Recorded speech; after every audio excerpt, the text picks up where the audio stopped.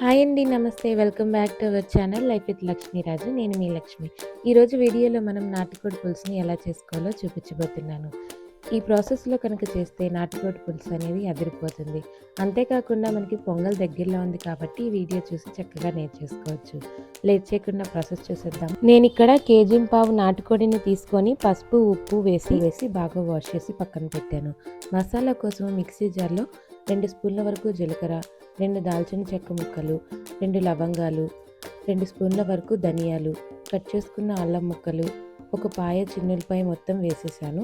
ఇవి బాగా గ్రైండ్ చేసిన తర్వాత 4 కొబ్బరి ముక్కలు కూడా వేసి గ్రైండ్ చేసి పక్కన పెట్టుకోవాలి. తర్వాత స్టవ్ వెలిగించి కడాయి పెట్టి హీట్ అయిన తర్వాత తగినంత ఆయిల్ వేసుకొని ఆయిల్ అనేది బాగా హీట్ అయ్యాక ఉల్లిపాయ ముక్కలు, పచ్చిమిరపకాయ ముక్కలు వేసి బాగా ఫ్రై అవ్వనివ్వాలి.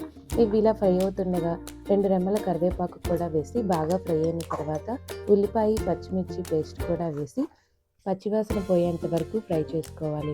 ఇవి ఇలా ఫ్రై అయిన తర్వాత ముందుగా ప్రిపేర్ చేసిన మసాలా పేస్ట్ కూడా వేసుకొని బాగా కలుపుకున్న తర్వాత కొంచెం కొత్తిమీర కూడా వేసుకోవాలి. ఇలా అన్నీ మిక్స్ అయ్యేంత వరకు బాగా కలుపుకొని అడుగంటకుండా కలుపుకున్న తర్వాత 2 స్పూన్ల వరకు పసుపు కూడా యాడ్ చేసి బాగా కలుపుకోవాలి.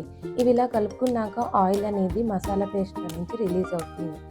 ఆయిల్ రిలీజ్ అయిన తర్వాత నాటుకోడి ముక్కలు కూడా యాడ్ చేసి మసాలా అంతా కలిసే విధంగా ఒకసారి కలుపుకోవాలి. ఇట్లా నాటుకోడి ముక్కలని ఆయిల్లో 2 మినిట్స్ వరకు ఫ్రై చేసి మూత పెట్టి 5 మినిట్స్ ఉడికించిన తర్వాత మీ స్పైసీనెస్కి సరిపడా కారం యాడ్ చేసుకోవాలి. నేను ఇక్కడ 4 స్పూన్స్ కారం యాడ్ చేసుకున్నాను.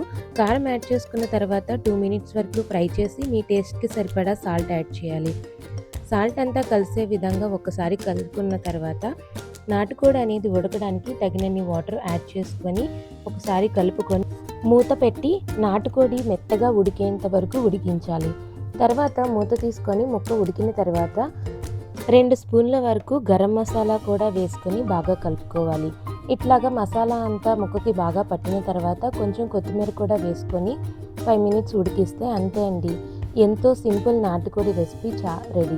నేను ఇక్కడ ఈ కన్సిస్టెన్సీ వచ్చేంత వరకు నాటుకోడిని ఉడికించాను. ఎందుకంటే ఇక్కడ మేము గారెల్లోకి గ్రేవీ కోసం మీరు కావాలంటే ఈ స్టేజ్లోనే ఒక 10 మినిట్స్ వరకు ఉడికిస్తే గ్రేవీ అనేది కొంచెం చిక్కపడుతుంది. అంతే అండి, ఎంతో సింపుల్ రెసిపీ. బ్యాచిలర్స్ అయినా కొత్తగా పెళ్ళైన వాళ్ళైనా ఈజీగా చేసేయచ్చు. క్రిస్మస్కి కానీ, పొంగల్కి కానీ, న్యూ ఇయర్కి కానీ ఒకసారి ట్రై చేసి రెసిపీ అనేది ఎలా వచ్చిందో కమెంట్ చేసేయండి. ఈ వీడియో నచ్చితే మీ ఫ్రెండ్స్ అండ్ ఫ్యామిలీ మెంబర్స్కి షేర్ చేసి సబ్స్క్రైబ్ చేయడం మర్చిపోకండి. Thank you for watching.